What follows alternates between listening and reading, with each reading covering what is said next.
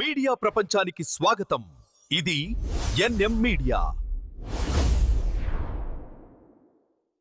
Nicodemus Muddada channel కి స్వాగతం.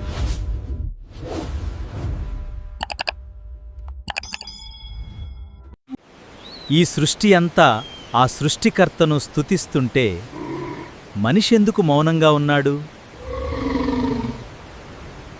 Prayer చేసుకుందాం. దేవుని మాటలు మనం విందాం.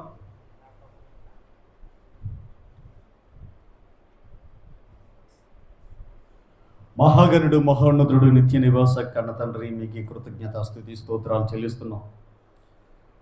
ఈ ఉదయకాలంలో తండ్రినైనా మీ సన్నిధానంలో మీ నామాన్ని స్తుతించడానికి, మహింపరచడానికి ఇచ్చిన మహాభాగ్యాన్ని బట్టి మహిమ చెల్లిస్తున్నాం.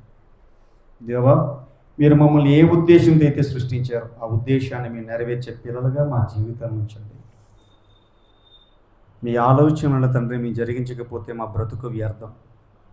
దేవ, మీరు మా కొరకు చేస్తున్న శ్రమ, కష్టం ఇదంతా కూడా తండ్రి వృధాయే తండ్రి. కాబట్టి సృష్టికర్తమైన తండ్రి మీ గొప్ప ప్రేమను అర్థం చేసుకొని మీకు ఇష్టలుగా జీవించగలిగే భాగ్యాన్ని దయచేయమని.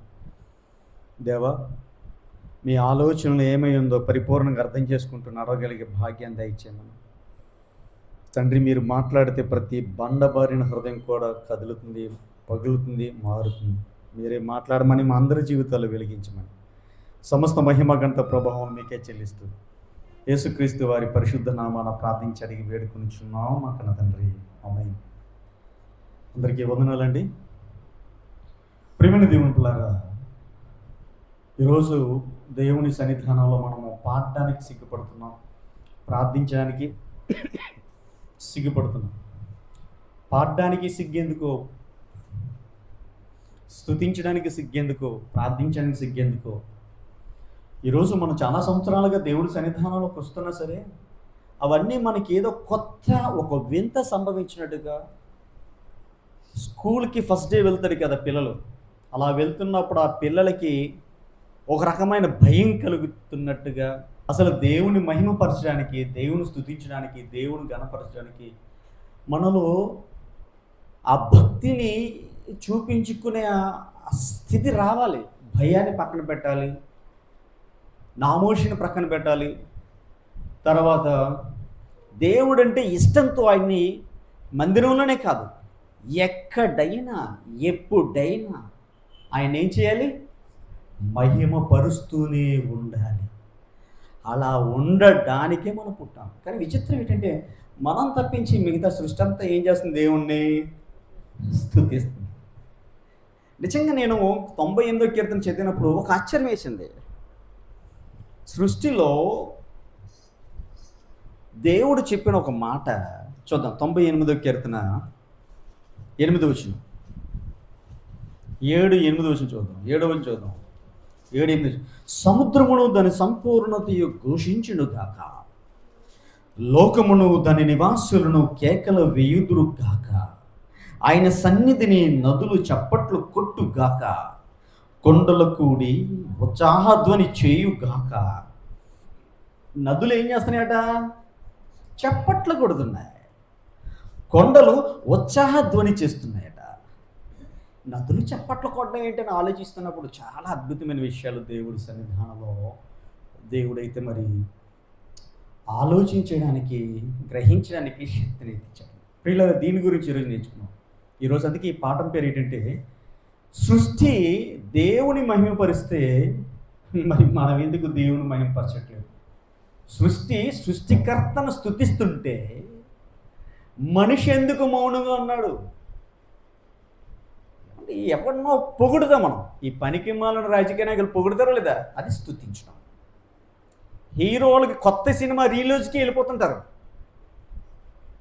వాడిని ఏం చేస్తున్నాడు? హానర్ చేస్తున్నట్టే కదా.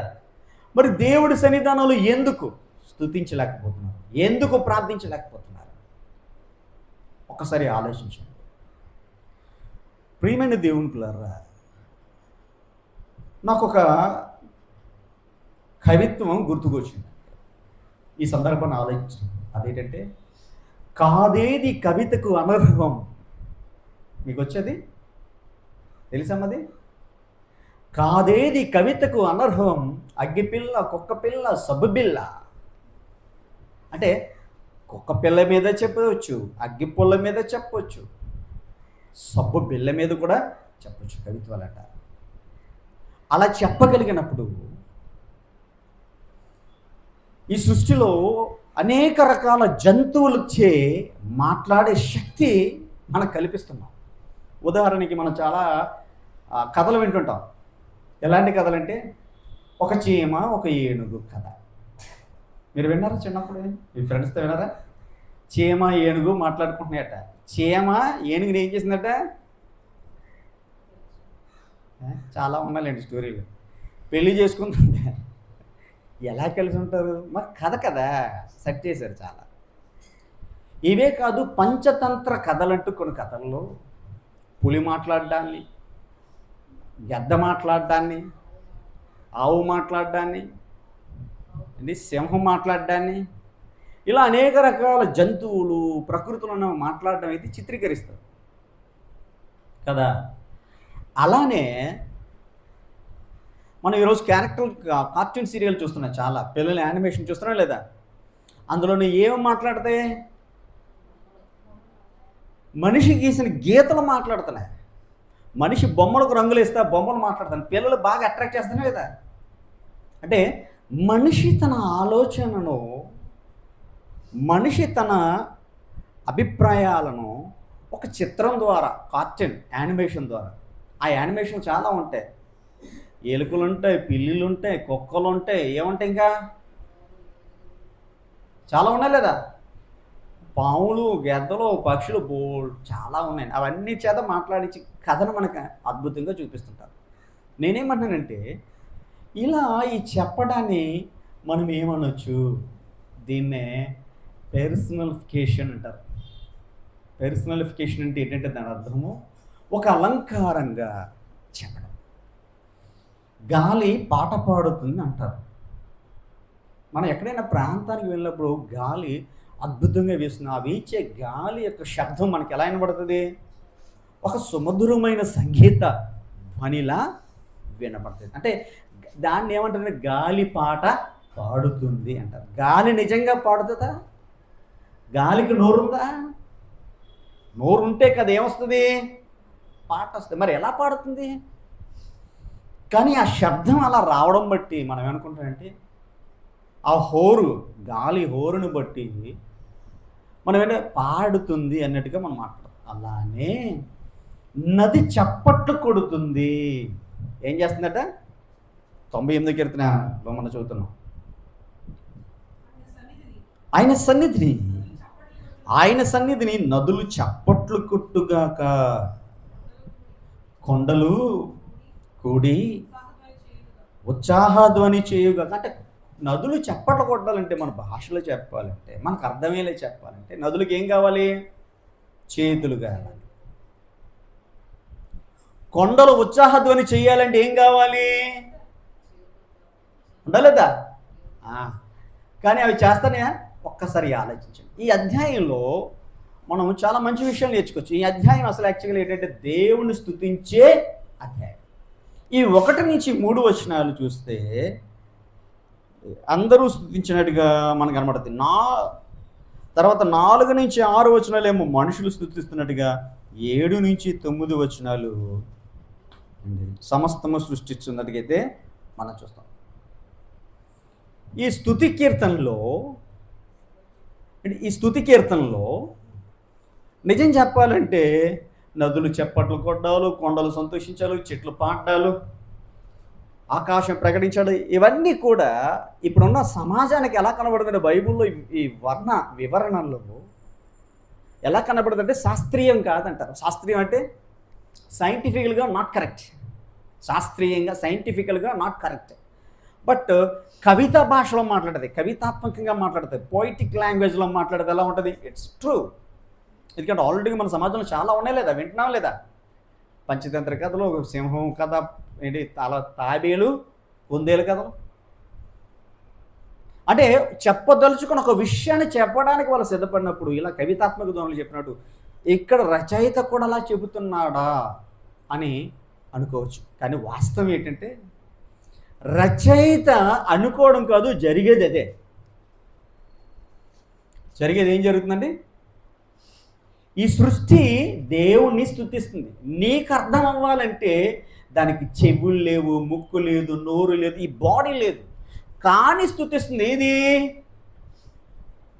ఈ సృష్టి, ఈ ప్రకృతి ఎలా సృష్టిస్తుంది? అదేనండి మనం ఇప్పుడు ఇదే మనం తెలుసుకోబోతున్నాం. ప్రపంచమంతా దేవుని రాజ్యాన్ని, ప్రపంచమంతా దేవుని శక్తిని స్వాగతించాలని పిలిపిస్తుంది. సముద్రము గర్జించడం, భూమి ఆనందించాలి, నదులు చప్పట్లు కొట్టాలి, కొండలో పాడాలి. ఎందుకంటే యెహోవా నీతితో ఈ లోకానికి తీర్పు తీర్చడానికి వస్తున్నాడండి. అందుకని దేవుణ్ణి స్తుతించాలి. అంటే ప్రకృతిలో దేవుణ్ణి స్తుతిస్తున్నట్టుగా ఉన్నాయా లేదా కొన్ని సందర్భాలు? చెట్లు మాట్లాడుతున్నాడు ఉన్నాయా లేదా కొన్ని సందర్భాలు? చూపిస్తానండి. నిజంగా చాలా బాగుంటుంది. సృష్టి ఎంత బాగా దేవుని స్తుతిస్తుందంటే మనం అర్థం చేసుకునే నాలెడ్జ్ లేదు, అందుకనే మనకు అర్థం కాలే. సర్వోన్నతుడు, సర్వశక్తిమంతుడు, సర్వభౌమైన యెహోవా దేవుడు, మన ఆత్మలకు తండ్రి అయిన వాడిని స్తుతించడం మనకు అసలు చాలా లేజినెస్, టైం వేస్ట్. అది ఎందుకు అనుకుంటాం, కానీ నిజంగా సృష్టించబడిన ఈ సృష్టి స్తుతిస్తుంది. ఆయన ఎలా చేస్తుందో కొన్ని వచనాలు మీకు చూపిస్తాను చూడండి. ఈ కీర్తనలోనే 148వ కీర్తన తీద్దాం. 148వ కీర్తన చదువుకుందాం. అక్కడ ఏముందో చదవండి. ఆకాశవాసులారా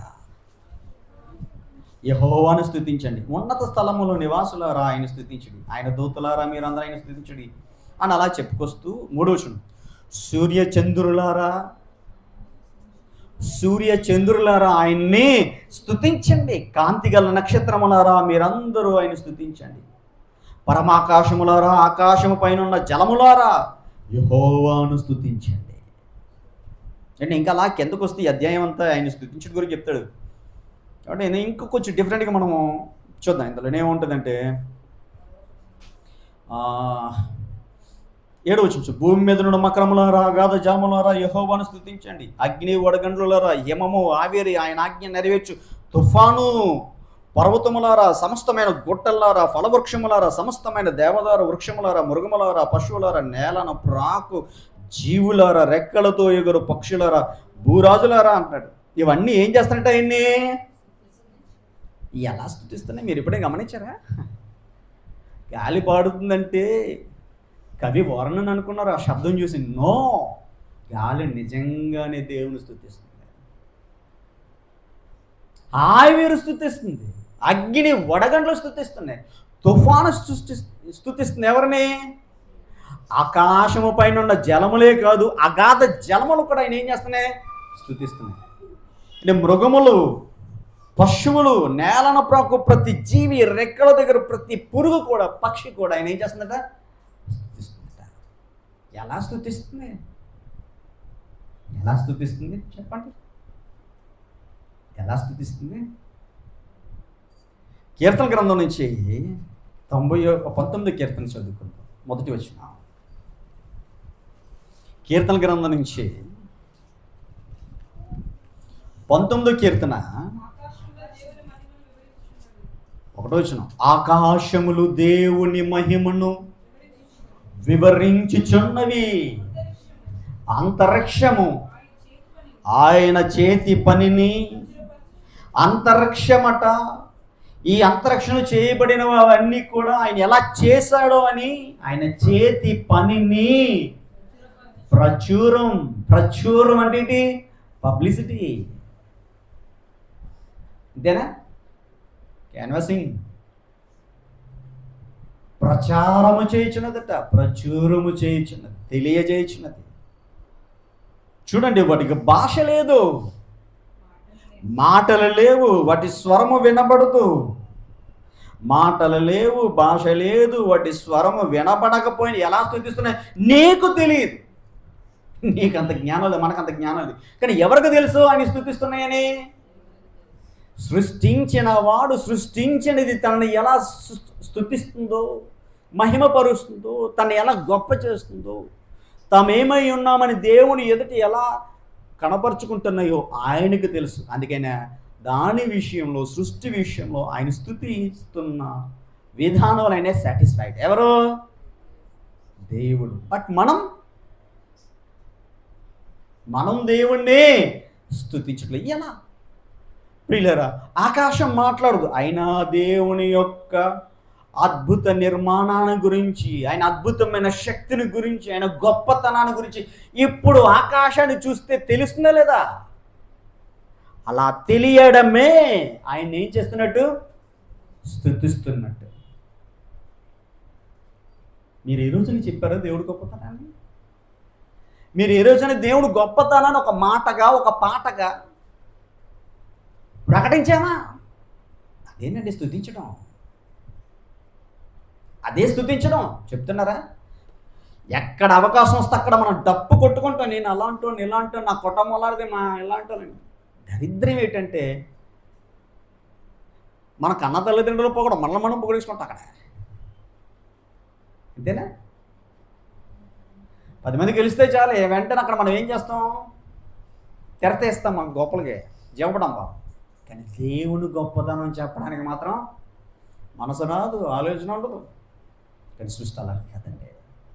అంతే కదా ప్రియమైన మళ్ళా. సూర్యుడు ప్రతిరోజు ఉదయిస్తాడు. మనుషుల కోసం ఏమిస్తాడండి? వెలుగునిస్తాడు. ఇది దేవుని యొక్క విశ్వాస్యతను ఏం చేస్తుంది? అది తెలియజేస్తుందండి. నదులు మనకేమిస్తాయి? మనకేమిస్తాయండి? నీరునిస్తాయి. నదులు జీవాన్ని ఇస్తున్నాయి. పొలాలను పండడానికి, మనం తాగడానికి, ప్రకృతి నిలబెట్టడానికి వాటి ప్రవాహం వెళ్తుందంటే, ఆ ప్రవాహం ఏం చేస్తుంది? దేవుని కృపను తెలియజేస్తుంది. కొండలు కాన్స్టెంట్గా ఉంటాయి, స్థిరంగా ఉంటాయి. ఈ స్థిరత్వానికి చిహ్నం ఏది? కొండలు, పర్వతాలు. అవి దేవుని బలాన్ని ఏం చేస్తున్నాయి? అవి చూపెడుతున్నాయి. ప్రియులారా, ఆలోచించగలిగితే ఎన్నో గొప్ప సంగతులు దేవుడు మన కోసం అయితే వ్రాయించాడండి.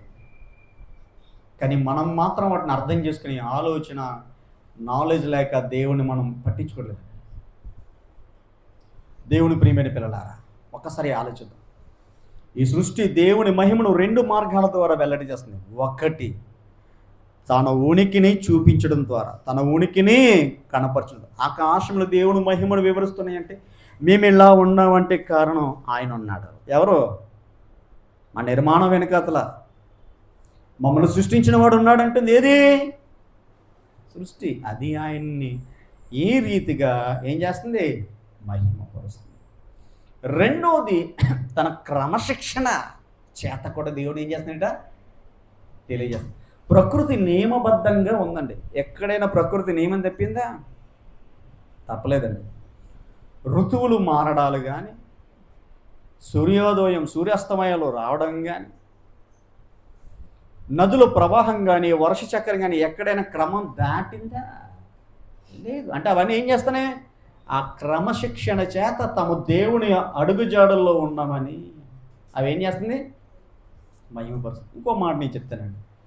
మనుషులు నిజంగా దేవుని స్తుతించే నోరు రాదు, కానీ సృష్టికి నోరు లేకపోయినా ఏం చేస్తుంది? నా దేవుడు ఉన్నాడు, నన్ను సృష్టించిన ఉన్నాడని ఏం చేస్తుంది? అది తెలియజేస్తుంది. మనిషి పాట పాడతాడు, కానీ ప్రకృతి ఏం చేస్తుంది? ఆయన శక్తిని చూపిస్తుంది. మనిషి ప్రార్థిస్తాడు కష్టం వస్తేనే, లేదంటే లేదు. బాధ వస్తే ప్రార్థిస్తాడు, లేదంటే. కానీ అదేదో ఏం చేస్తుంది? దేవుని జ్ఞానాన్ని ప్రతిబింబిస్తుంది మనకి. పగటికి పగలు, రాత్రికి రాత్రి జ్ఞానమును తెలియజేస్తుంది.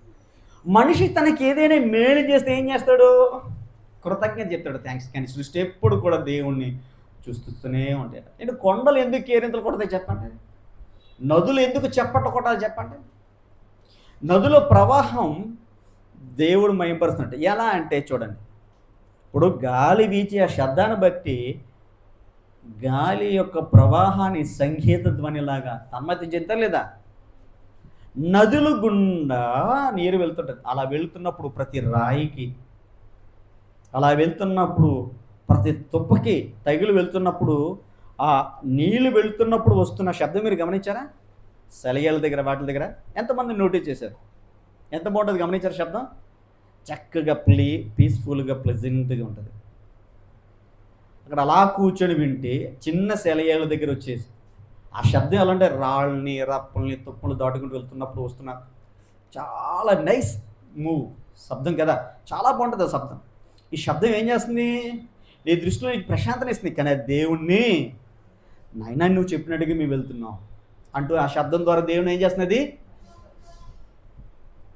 అంతే కదా, రెండు చేతులు కలిపితే సౌండ్ వస్తుంది. రాయికి తగిలినప్పుడు తుప్పకి తగిలినప్పుడు తన ప్రవాహం వస్తున్న శబ్దం ఏం చేస్తుంది, ఇప్పుడు దేవుణ్ణి చెప్పకూడదు లేదా, నది ప్రవాహం ఏం చేస్తుందట, చప్పట్లో ఎవరికి, దేవుడికి. కొండలు ఏం చేస్తున్నాయట, కొండలు దేవుని గురించి గొప్పగా పాడుతున్నాయట. ప్రియమైన దేవుని ప్రకృతి శబ్దాలు, కదలికలు, క్రమం ఇవన్నీ ఏం చేస్తున్నాయంటే దేవుని మైపడుతుంది. ఉదాహరణకి ఇంకా కొండల గురించి ఆలోచిద్దాం. ఈ కొండల గురించి మనం ఆలోచిస్తే ఈ కొండలు దేవుని సన్నిధానంలో ఎలా గంభీరంగా పాడుతాయి. మీరు కొండ దగ్గరికి వెళ్ళినప్పుడు ఆ వస్తున్న గాలి మీరు చూసారా, ఆ వస్తున్న హోర్న్ మీరు చూసారా, ఎలా ఉంటుంది తెలుసా, చాలా పెద్దగా వస్తుంటుంది కొండల దగ్గర. మొన్న మేము సువార్తకి వెళ్తున్నప్పుడు పెట్టలబుర్ర దగ్గరికి వెళ్ళాం. పెట్టలబుర్ర దగ్గరికి వెళ్తున్నప్పుడు అక్కడ పడుతున్న సెలియర్ ప్రభావం చాలా గంభీరంగా ఉందండి. అంటే ఒక లౌడ్ ఎవరు గట్టిగా ఎలాగైతే పాడుతారో ఆ రకంగా శబ్దాలు వస్తా లేదా, హైట్లో నుంచి మనం ఏం చెప్తే కిందకి ఎలా వస్తుంది సౌండ్, భయంకరంగా వస్తా లేదా.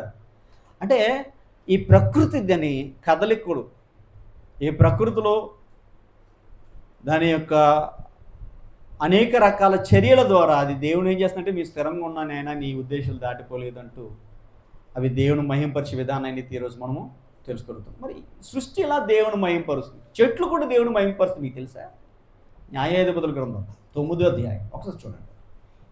చెట్లు కూడా దేవుని మహింపరుస్తాయి. న్యాయాధిపతుల గ్రంథం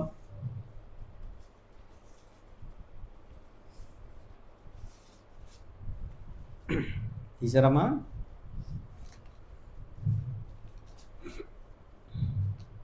ద్రాక్ష చెట్టు గురించి, ఒలీవ చెట్టు గురించి చక్కగా అక్కడ రాయబడింది. ఎన్నో వచ్చింది చూడండి, అది 9వ అధ్యాయంలో 8 నుంచి స్టార్ట్ అవుతుంది. 8 నుంచి స్టార్ట్ అవుతుంది. ఎన్నో వచ్చింది చూడండి అమ్మా, అదే అమ్మా 9వ అధ్యాయం 9 వచ్చి చదువుతామా. మమ్మల్ని ఏలుమని ఒలివ చెట్టు నడగా, ఒలివ చెట్టు ఇలా ఉంటుంది, దేవుని మానవులను దేని వలన నరులు సన్మానించదురా, నా తైలముని ఇక చెట్ల మీద రాజనయ్యండి, ఇటు అటు ఊగుడుకు నేను వచ్చేదనా అని వాడుతాను. అది తన పని ఏంటిది, దేవుడు తనకిచ్చిన పని చేయటమే దేవుని మహింపరచడం. ఏది, ఒలివ చెట్టు అంటుంది. ప్రియులరా, ఇంకో మాట చూడండి, 12వ వచనం. అటు తర్వాత అంజూరపు చెట్టు గురించి 10వ వచనం. అప్పుడు నీవు వచ్చే మమ్మల్ని ఏలమని అంజూరపు చెట్టు నడక, అంజూరపు చెట్ల మీద రాజు నిండి ఇటు తిరుగుడు, మాధుర్యమును నా మంచి ఫలమును ఇక నేను మానుదనా అని వాడతాను. 12 అటు తర్వాత చెట్లు వచ్చి నీవు మమ్మల్ని ఏలమని ద్రాక్షవల్లి నడక, ద్రాక్షవల్లి దేవుని మానవులను సంతోషపెట్టు, నా ద్రాక్షరసం ఏకమ్మా అని చెట్ల మీద రాజనయ్యుండు అటు ఇటు తిరుగుదనా అంటే అర్థం ఏంటి, ఇది రూపకలంకారుల శైలిలో రాయబడిన ఈ చెట్లన్నీ కూడా వాటి పనిని చేస్తూ దేవుని సంతోషపెడుతున్నాయి. దట్స్ మీన్స్ ఆయన ప్రైజ్ చేస్తాను. ఏంటి ఇవి, ఇవన్నీ అంతేనా. ఈ ప్రకృతిలో ప్రతి జీవి కూడా తన ఉనికి ద్వారా దేవుని మహిమపరుస్తుంటే, దేవుని స్తుతిస్తుంటే, సృష్టి స్తుతిస్తుంటే నీవు నేనేం చేస్తున్నావు, దేవుని పాడటానికి, దేవుని గురించి పాడటానికి, దేవుని గురించి మాట్లాడటానికి, దేవుని గురించి ప్రార్థించడానికి, దేవుడి దగ్గర రావటానికి అబ్బో ఇష్టం లేదా. ఎంత దారుణంగా ఉన్నామండి మనం. మారాలవుతా ప్రియులరా, ఒక్కసారి ఆలోచించండి. సృష్టి దేవుని ఆజ్ఞకు లోబడుతూ ఆయన చెప్పిన మాటను పనిచేస్తూనే ఉందండి. కానీ మనం మాత్రం ఆయన ఆజ్ఞలను పెడచేయని పెట్టి ఆయన ఆలోచనలను లక్ష్య పెట్టక మన ఆలోచనలతో మన జీవితాన్ని నాశనం చేసుకుంటున్నాం. ప్రియులరా, సృష్టి దేవుని రాక కోసం ఎదురు చూస్తుందట. బైబిల్ గ్రంథంలో ఎక్కడ చెప్పాడు, రోమిల రాసిన పత్రిక 8:5 చెప్పాలి కదా, సృష్టి దేవుని కుమారుల ప్రత్యక్షత కొరకు మిగులు ఆశతో ఎదురు చూస్తుంది. తన పని చేస్తూ దేవుని మహింపరుస్తూ తన సేవలో దేవుని కోసం ఎదురు చూస్తుంటే మనం మాత్రమే దేవుణ్ణి పట్టించుకోలేని వారు ఉన్నాము. ప్రియులరా, ఈ సృష్టి దేవుని మహింపరచడానికి కొన్ని కారణాలు చెప్తాను. ఒకటి, అవి సృష్టించబడ్డాలంటే నేను సృష్టించబడ్డాను పలానా వాడి వల్ల ఆయన మహిమను తెలియజేసినది ఉనికిని చూపడం ద్వారా, క్రమబద్ధత ద్వారా చూపిస్తున్నాయి. గ్రహాలు ఢీకోను, కాలాలు మారుతున్నప్పుడు ఒకదానికి ఒకటి క్లాస్ అవుతాయిదా, గొడవలు జరుగుతుందా, ఇబ్బందులు అవుతుందా? ఇది దేవుని విధానం చూపిస్తుంది. అందంతో కూడా దేవుడు ఏం చేస్తుంది? దేవుని మహింపరుస్తుందా లేదా? ఉదాహరణకి మీలో చాలామందికి రకరకాల ఫ్లేవర్స్ అంటే ఇష్టం. ఏ ఫ్లేవర్స్ ఇష్టం? 3 చెప్పండి. ఈవిడికి గులాబీ ఇష్టం. నీకేది ఇష్టం అమ్మా? గట్టిగా చెప్పమ్మా, పర్లేదు. జాస్మిన్, మల్లె పువ్వు ఇష్టం. ఇంకా లిల్లీ. ఏం చెప్పారు తల్లి? అయినా కళ్ళు తెరవాలి, మళ్ళీ మూసుకుపోతుంటాయి ఎప్పటికీ.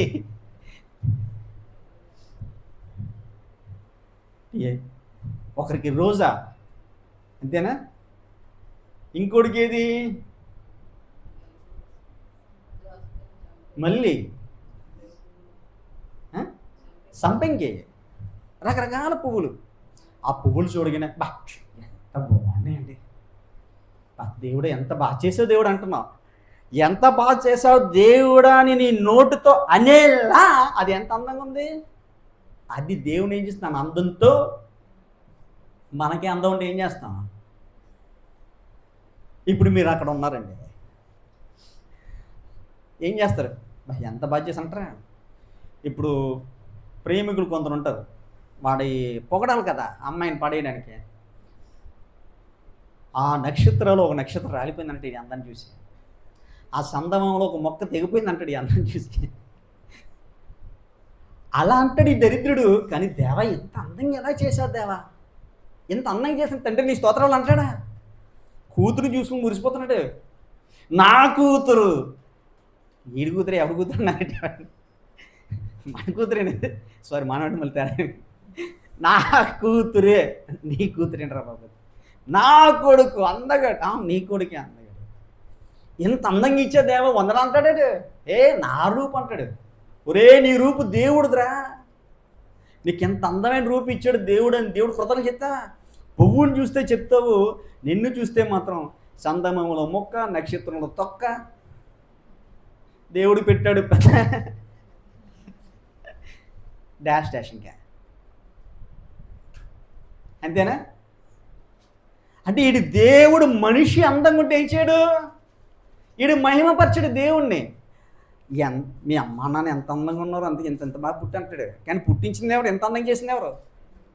ఒక పూట ఉండి వాడిపోయే అడవి గడ్డి పువ్వుని ఎంత అందంగా అలంకరించాడు దేవుడు. అందంతో అవి ఏం చేస్తాయి? ఓ పక్షిని చూస్తే ఎంత అద్భుతంగా ఉంటుంది. పక్షులు రకరకాల ఈకలతో, ఆ ఈకలు మెరిసిపోతుంటే ఎంత బాగుంటుంది. దాని అందంతో దేవుని మహింపరుస్తుంది. సముద్రం చూడండి, నీలి సముద్రం ఎంత బాగుంటుంది, ప్రశాంతంగా ఉంటుంది. ఒక సముద్రం చూస్తుంటే గాజు గనక పెట్టారా ఏంటి అనిపిస్తుంది. కిందవన్నీ కనబడుతుంది, అంత ట్రాన్స్పరెంట్గా ఉంటాయి, స్వచ్ఛంగా కనబడతలేదా? హిమాలయాలు చూస్తే మనకి ఏమనిపిస్తుంటుంది? ఏంటి దేవుడు ఐస్ క్రీమ్ అంతా తీసుకొచ్చి కొండ మీద పడేసినట్టుగా ఐస్ క్రీమ్ తిరిగేసి ఇచ్చాడు అన్నట్టుగా అనిపిస్తుంది. అంత అందంగా ఉంటుంది. ఎవరు చేసేది ఇవన్నీ? నీ అందాన్ని. అందంతో దేవుని మహింపరుస్తుంది. మనకు అందం ఉంటే ఏం చేస్తాం? అంటే మనకు అందం ఉంటే బుర్ర పనిచేయదు అసలు. మనకు అందంలో బుర్ర పని. అందుకే సామెతలో మాట చెప్పాడు. ఏం చెప్పాడు చెప్పండి? అందము దానికి ఇవ్వడంలో రైట్, ప్రకృతికి. నీకు ఇవ్వడంలో మోసం అయిపోయిందంటే అది అలా తయారయ్యా మనం. అందం వ్యర్థం, సౌందర్యం మోసకరం. ఇంకా మంచి మాట చెప్పాడు లాస్ట్ వీక్, ఎప్పుడు చెప్పాం? జ్ఞానం లేని స్త్రీ అట పంది మూతికి డైమండ్ రింగ్ ఎట్టినట్టుగా ఉందట. దేవుని స్తుతించరా బాబు ఎంత అందం ఇచ్చినందుకు అంటే, చందమామలో మొక్క, నక్షత్రంలో చొక్క, ఒక ముక్క, ఎలా అంటాడు? ఇవన్నీ దేవుని సృజనాత్మకతను, క్రియేటివిటీని, ఆయన యొక్క ఆయన యొక్క శక్తి ఎంత గొప్పది, ఆలోచన శక్తి ఎంత గొప్పది. అవి ఏం చేస్తున్నాయి? అవన్నీ ఆ రీతిగా ఆయన మహింపరుస్తున్నాయి. రెండోదవని విధేయ చేయడం ద్వారా దేవుడిని అవి ఏం చేస్తున్నాయి? మహింపరుస్తున్నాయి. ప్రియులారా, ఈ సృష్టి ఎంత గొప్పగా సృష్టించబడి దేవుడిని నిరంతరం మహింపరుస్తుంటే మనం మాత్రం దేవుడు మహింపరచక ఏం చేస్తున్నాం? అయిపోతున్నాం. మరి ఈ ప్రకృతి అంతా ఇన్ని రకాలుగా దేవుడు మహింపరుస్తున్నప్పుడు మరి మనం కూడా దేవుని మహింపరచడానికి పుట్టించడా లేదా? మనం ఎవరి కోసం పుట్టాం? ఎవరి కోసం పుట్టామండి? ఎవరి కోసం పుట్టారు చెప్పండి? మీ ఆవిడ కోసం పుట్టావా? ఇంతముళ్ళు చెప్పండి, మీ ఆవిడ కోసం పుట్టారా? చెప్పండి అమ్మలారా, మీ ఆయన కోసం పుట్టారా? దేనికోసం పుట్టారు? మనం దేనికోసం పుట్టామండి? యెషయా గ్రంథంలో దేవుడు అంటాడు, నేను నా మహిమ నిమిత్తమే నేను మిమ్మల్ని అందరినీ పుట్టించాడట. యెషయా ఎక్కడ అంటాడు? చదవండి ఆ మాట. యెషయా గ్రంథం నుంచి 43:7. యెషయా గ్రంథం నుంచి 43:7. యెషయా గ్రంథం 43:7 చదవండి దయచేసి. అమ్మా, నాకు మహిమ కావాలని, ఆ మహిమని మీరు ఇవ్వాలని, నా మహిమ నిమిత్తము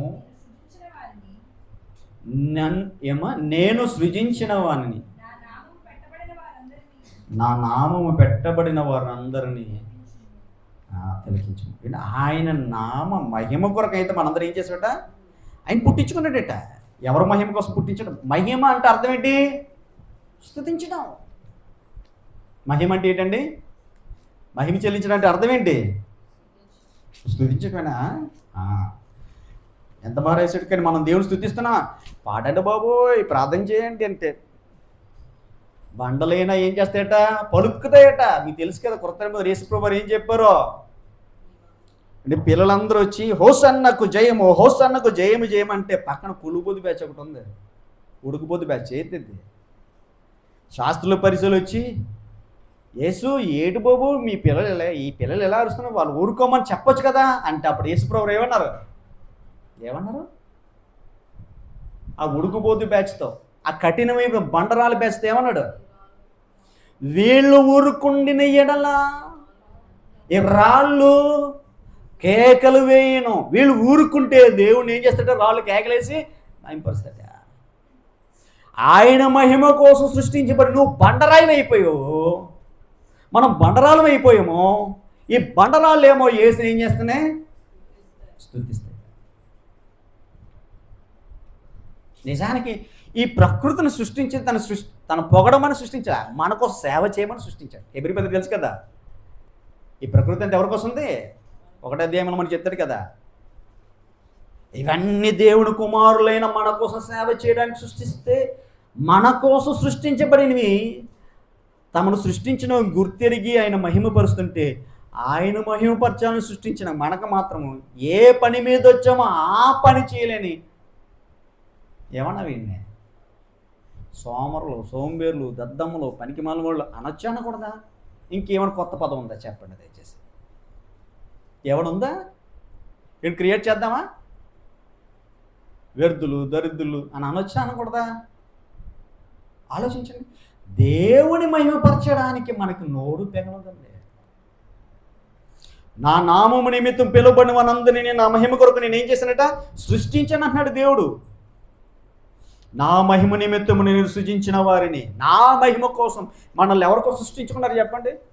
నా కొడుకు నన్ను పొగడాలని నువ్వు ఎలాగైతే అనుకుంటావో, నిన్ను కన్నా నీ తండ్రి అయిన దేవుడు, యెహోవా దేవుడు, మన ఆత్మలకు మూలమైన వాడు, ఆయన సృష్టించిన నీ పండిరా బాబు. ఈ భూమి మీద డబ్బులు సంపాదించడం, ఆస్తులు సంపాదించుకోవడం, అంతేనా? నీ వెనకాల బాజాలు వాయించుకోవడం వల్ల సైతానిగాడిలాగా అయిపోవడం సృష్టించలేదు నేను. సైతానిగాడు ఏం చేశాడు? దేవుడు మహింపరచనంటే ఆడి కోసం బాకాలు వాయించుకున్న బ్యాచ్ని తయారు చేసుకున్నాడు.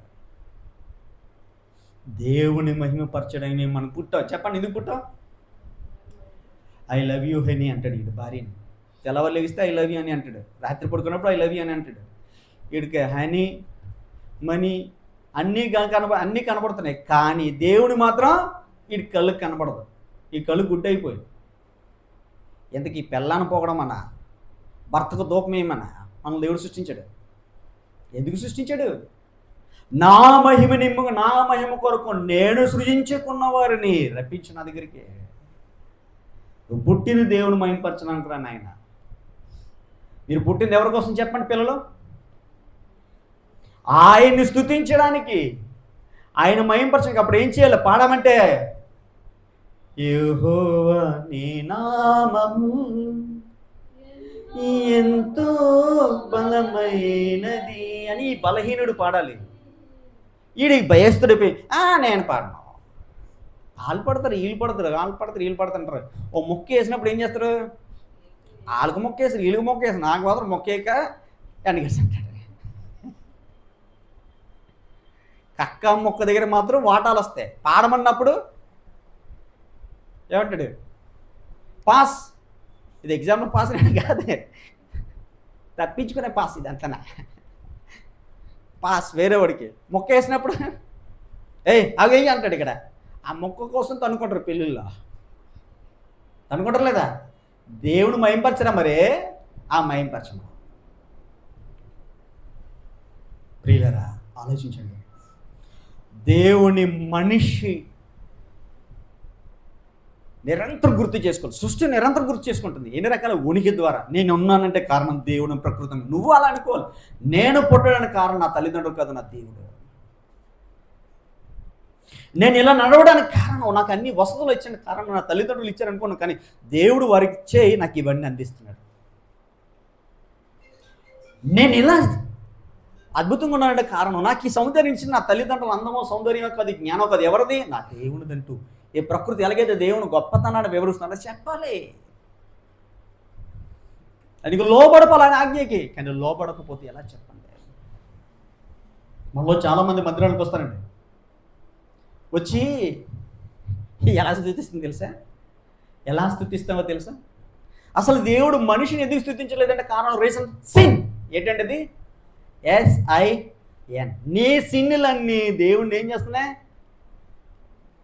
ట్రై చేయకుండా నిన్ను పాపానికి అంటే లోకానికి పిన్ చేసింది. నీ సిన్ను ఏం చేసింది?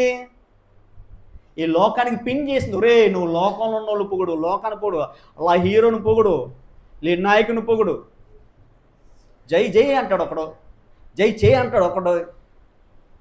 అంతేనా? జై జై అంటే జై చేయి అంటే మీకు అర్థం అవ్వాలి.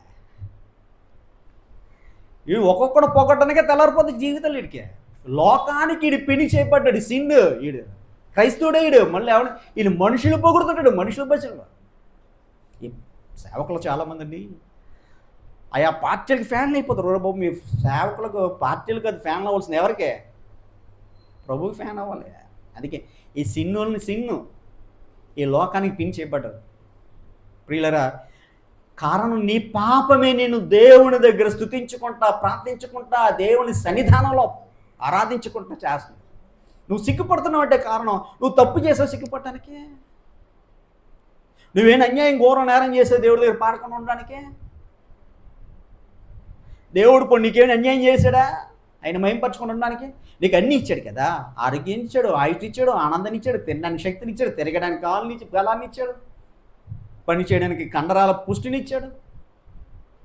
నీకు అన్నీ ఇచ్చిన దేవుడిని ఎందుకయ్యా మహింపరచడానికి నీకు ఇబ్బంది అంటే? ఈ సిన్నులు మన సిన్నులు ఇలా తయారయ్యాయి. అందుకే పాడమంటే తెగ ఫీల్ అయిపోతుంటాం మనం. ప్రార్థించమంటే అర్థమవుతుందా? ఈసారి పాడమంటే వెంటనే నాకు కావాలి మొక్క వేసినప్పుడు అలా అంటారు. స్వీట్ పెట్టినప్పుడు, ఐస్ క్రీమ్ ఇచ్చినప్పుడు నాకు కావాలంటారు కదా. నాకు మైక్ కావాలని అనగాలి. మైక్ లేకపోయిన పొలం పడేస్తానండి అని అనాలి. లేదంటే అంతేనా? మీరు మంచివాళ్ళండి, నేను చెప్తున్నా కోపడిపోకూడదు. నిజానికి కారణం మనం ప్రార్థించిపోవడానికి, స్తుతించిపోవడానికి కారణం మనం పాపం. ఒకవేళ చేసినా కొందరు వస్తారు. ఎలా చేస్తారు తెలుసండి? యెషయా గ్రంథం 29:13లో ఇదే మాట యేసుక్రీస్తు కూడా చెప్పారు. ఒకసారి చదువుదాం. యెషయా గ్రంథం 29:13 వచ్చిన. యెషయా గ్రంథం 29:13 వచ్చిన. ముగించేద్దాం, టైం అవుతుంది. ప్రభువు ఇలాగ సెలవు ఇచ్చున్నాడు. ఈ ప్రజలు నా మహిమ కొరకు సృజించిన వారిని అందరిని రప్పించమన్నాడు కదా. ఆ ప్రజలు, ఒకనాడు ఇశ్రాయేలు ప్రజలు, నేటి క్రైస్తవులు నోటి మాటతో మధ్యాహ్నాలకు వస్తారట. మీ చర్చికి వెళ్తామండి అంటారు. చర్చికి వచ్చి ఏం చేస్తాం? శవంలా ఉంటామండి. శవం మాట్లాడుతుందా? శవం ఊకొడుతుందా? ఉలికి పడుతుందా?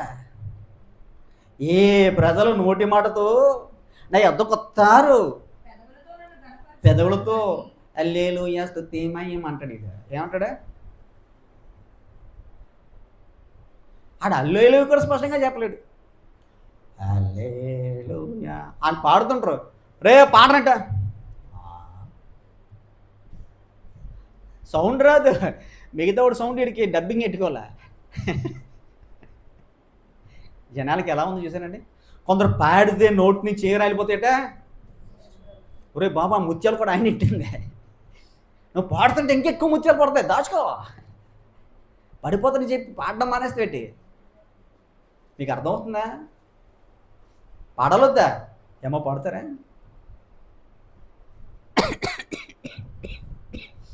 పాడతారా పాడరా? ముత్యాలు రాలిపోతే మన నోటి నుంచి, అమ్మో మళ్ళీ మాకు దొరకవు, జనాలు ఏరేసుకుంటారని ఫీల్ అయిపోకండి. ప్రియులారా ఒక్కసారి ఆలోచించండి. పెదాలతో నా దగ్గరకు వస్తారు కానీ నిజంగా దేవుని స్తుతించాలి, నిజంగా దేవుని మహింపరచాలి, నిజంగా దేవుని కనపరచాలి, నిజంగా దేవుని ఆరాధన రారట. హృదయపూర్వకంగా వస్తే ఏం చేస్తారు? అన్న ప్రార్థన చేసినప్పుడు జనాల్ని పట్టించుకోలేదు, ఏం చేసింది? ప్రార్థిస్తూనే ఉంది. దావీదు దేవుని మందసాన్ని తన నగరం తీసుకొస్తున్నప్పుడు ఏం చేశాడు? జనాన్ని పట్టించుకోలేదు, ఏం చేశాడు? తన్మయతంతో నృత్యం చేస్తూనే ఉన్నాడు. అంతేనా? జైల్లో వేసేస్తే ఎవడైనా ఏం చేస్తాడు? ఏడు దేవుడు ఇలా తీసుకొని పడేసిన ఏడాలి. కానీ పాటలు పడుతున్నారు ఎవరు? పౌలు శీలలు. వండర్ఫుల్ కదా. పట్టించుకోలేదు, తమ సిచ్యువేషన్స్ పట్టించుకోలేదు. దేవుడిని ఏం చేసిన వాళ్ళు? మహిమపరిచారట. అంతే. దాని అర్థం ఏంటి? పెదాలతో కాదు, వాళ్ళు ఏం చేశారు? ఏది చేసినా హృదయపూర్వకముగా, హృదయం లోతుల్లో నుంచి. అమ్మా అనడానికి అమ్మా అనడానికి తేడా లేదా? మన ఇంటికి అడుక్కున్నాడు వస్తుంది, ఏమంటాడు? అది అయ్యగారిలాగా అమ్మా. అది ఆవరుస్తుందో గ్యాదరుస్తుందో అది కొడుకైతే ఏం చేస్తాడు? అమ్మా అంటాడా? అమ్మా అమ్మా నొక్కుతాడు పదాన్ని గట్టిగా. వాడిది అమ్మా అంటాడు, తేల్చేస్తాడు పదాన్ని. పెదాలతో వచ్చిన మాటకని తేడా ఉందా? హృదయపూర్వకంగా మీకు వచ్చిన మాటలో డెప్త్ ఉంటుంది. ఆ పదాలు కొన్నిసార్లు గట్టిగా నొక్కు చెప్తారు, ఆ పదం చాలా స్ట్రాంగ్గా ఉంటుంది. పెదాలతో చెప్పిన మాట, పాట పాడేటప్పుడు సంగీతంలో ఉన్నవాళ్ళు ట్రైనింగ్ ఇచ్చేవాళ్ళు పెదాలతో కాదు, ఎక్కడి నుంచి రావాలి స్వరం? ఈ పొట్ట చూపించి పొట్ట దగ్గర నుంచి పొట్ట పేగలన్నీ బయటకు వచ్చేలా ఏం చేయాలట? ఈ పొట్టలో పేగలన్నీ బయటకు, ఇందులో నుంచి నాభిలో నుంచి రావాలి స్వరం అంటాడు. పాడడానికి నాభిలో నుంచి రావాలంటే సినిమా పాటలు, లోక పాటలు పాడడానికి, దేవుడి పాటలు పాడడానికి మాత్రం పెదాలు. పెప్పిడ్షో ఉంటాయి కదా, పెప్పిడ్షో ఏం చేస్తాడు? ఓ బొమ్మ ఇలా కడతాడు, మజం ఏం చేస్తున్నా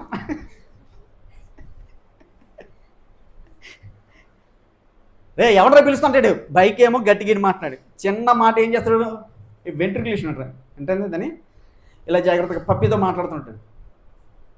చూసారు కెమెరా షోలో అలాంటివి? ఆ పెప్పెట్ షోలో మాట్లాడింది ఏం చేస్తాడు?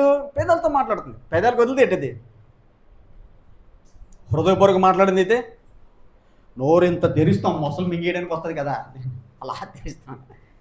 అంతేనే సింహం గాంధించడానికి ఇలా లేపుతాం సౌండ్. అది ఎక్కడి నుంచి వచ్చింది సౌండ్? అది అరే బాబు పని చేయడానికి ఏమో పెదాల నుంచి వస్తుంది. పని చేయని అనడానికి ఎక్కడి నుంచి వస్తుంది సౌండ్? అది ఎక్కడి నుంచి వస్తుంది? అది వస్తుందా?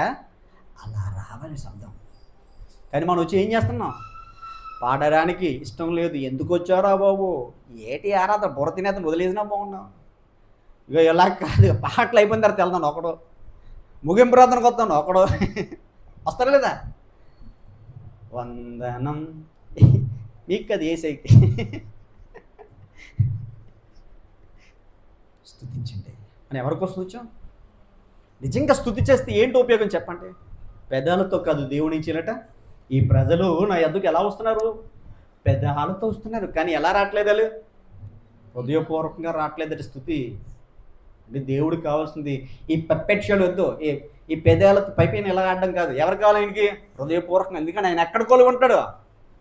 హృదయం ఉంటుంది. అక్కడ నేను శబ్దం రాకుండా ఒరే నాయన బయలు యాక్ట్ చేస్తున్నారా, నీకు ఆస్కారు భాస్కారు తిరస్కార అవార్డులు ఉంటే ఇచ్చేటంటాడు దేవుడు. అంతేనా? ఈ లోకం ఆస్కారు భాస్కర్ ఈ దేవుడు తిరస్కార అవార్డు ఇస్తాడు, ఒరే నేను రిజెక్టెడ్ చేశానని. అంతేనా? ఆలోచించండి దేవుడు ప్రియమైన పిల్లలు. అసలు స్తుతిస్తే ఏంటి అడ్వాంటేజ్? అవి దేవుని ఉనికిని చాటి చెప్తున్నాయి, దేవుని గొప్పతనాన్ని, దేవుని జ్ఞానాన్ని, దేవుని యొక్క సృజనాత్మకతను తెలియజేస్తున్నాయి. మరి నీవేం చేస్తావు? స్తుతిస్తే నీ జీవితంలో ఏం జరుగుతుంది తెలుసా? అవి దేవుని కుమారులు ప్రత్యక్ష వరకు ఎందుకు చేయడాలి? తమను సృష్టించడానికి లోపడడం ద్వారా మరో గొప్ప జీవితాన్ని ఇవ్వబోతున్నాడు, లేదంటే వారు ఇంకా ఉన్నతంగా దీవించిపోతున్నాడు అని. వీళ్ళని మనం ఏం చేయబోతున్నాం? నిజంగా స్తుతిస్తే ఏమవుద్ది? రోమిల దేశం పత్రిక 12:1 అంటాడు కదా, ఏమంటో తెలుసా? సజీవ యాగముగా మన శరీరములను ఆయనకి సమర్పించుకోవడం నిజమైన ఆరాధన. ఈ జీవబలం అర్పించడం నిజమైన ఆరాధన. ప్రియులారా, ఈ నిజమైన స్థుతి ఏం చేస్తుంది? నీ జీవితాన్ని పరిశుద్ధపరుస్తుంది. ఎప్పుడు తప్పు చేయకుండా, పాపం చేయకుండా, జడాస్నానకుండా కంట్రోల్ చేస్తాయి. ఎల్లప్పుడూ సృష్టి అలాగే దేవుడికి లోబడేలా ఉంటుందో నీవు కూడా విధేయుల్లా చేస్తాయి. స్థుతి ఏం చేస్తుంది? దేవుని స్థుతిస్తే, ఆయన మహిమ కొరకు జీవిస్తే, ఆయన పట్ల ప్రేమ నిరంతరము పొంగి పొర్లిపోతుంటుంది. మన పిల్లలు ఏదైనా సాధిస్తే నా కొడుకు నా కూతురు సాధించాడని స్టేటస్లు పెడతారు లేదా? పొంగిపోతుంటారు. తండ్రి ప్రేమ తల్లి ప్రేమ ఏమైపోద్ది? వరదలో తన్నుకొచ్చేస్తుందట. అలా దేవునిపై కూడా నీ ప్రేమ పొంగి పొర్లిపోవాలి. నీతి ఉంటుంది, కృతజ్ఞత జీవిస్తాం. సృష్టికి మనకి మధ్య ఉన్న వ్యత్యాసం ఏంటంటే, సృష్టి తన స్వభావం ద్వారా దేవుని మహింపరిస్తే, నీ స్వభావం ఏంటంటే పాపానికి లోబడిపోయి తిరుగుబడి చేయడం ద్వారా నీ స్వభావం నువ్వు చూపిస్తున్నావు. కానీ దేవుని మహింపరచడానికి ఎల్లప్పుడూ సిద్ధంగా. ఒక 2 వచనాలు స్కిప్ చేస్తున్నా, అది నేను ముగించేస్తాను. 89 కీర్తన 12 వచ్చి చూద్దాం. కీర్తన 89:12, 65:13 చూసి ముగిద్దాం. సృష్టి ఎలా ఇందాక చెప్పవలసిన పాయింట్స్ ఇవన్నీ. 89:12 ఉత్తర దక్షిణమును నీవే నిర్మించదు, తాబోరు హెర్మోలు నీ నామను బట్టి ఏం చేస్తున్నాడు? అవి కొండల ఉత్సాహధ్వని చేయుచున్నవి. చూసారా? 65:13 వచ్చింది కూడా చూడదాం. 65:13 పచ్చిక పట్లు మందలను వస్త్రము వలె ధరించి ఉన్నవి, లోయలు సస్యములతో కప్పబడి ఉన్నవి, అవన్నీ సంతోషధ్వని చేయుచున్నవి, అన్నీ గానము చేయుచున్నవి. ప్రియులారా, నీ జీవితం దేవుడి సన్నిధానంలో ఒక మధురమైన సునాదంలా, ఒక మధురమైన స్వరంలా, ఒక మధురమైన గానంలా నీ జీవితం మారిపోవాలి. ఎందుకంటే మనం ఆయన మహిమ కోసమే కదా. ప్రియులారా, ఒక్కసారి ఆలోచించండి. ఈ పచ్చిక బీలులు సంతోషధ్వని చేయుచున్నవి, అవన్నీ గానం చేస్తున్నాయట. కొండలు పర్వతాలు అవన్నీ దేవుని మహిమపరుస్తుంది. మరి మనం ఎందుకు మహిమపరచకూడదు? సృష్టించిన వాడిని మహిమపరుస్తుంటే, స్తుతిస్తుంటే, ఆయన కొరకు ఇందుకొరకే స్తుతించడానికే మహిమపరచబడడానికి సృష్టించబడిన నీవు ఎందుకు మహిమపరచట్లేదు? కారణం నీలో పాపం, నీలో ఇంకా హృదయపూర్వకమైన ఆయన అనుసరించే విధానాలు మార్చుకుందాం. దేవుడు ఎప్పటికీ కూడా ఈ మాటల ద్వారా నిన్ను ఖండించట్లేదు, హెచ్చరించట్లేదు. నీ వైఖరి మార్చుకోవాలని ప్రేమతో చెబుతున్నాడు.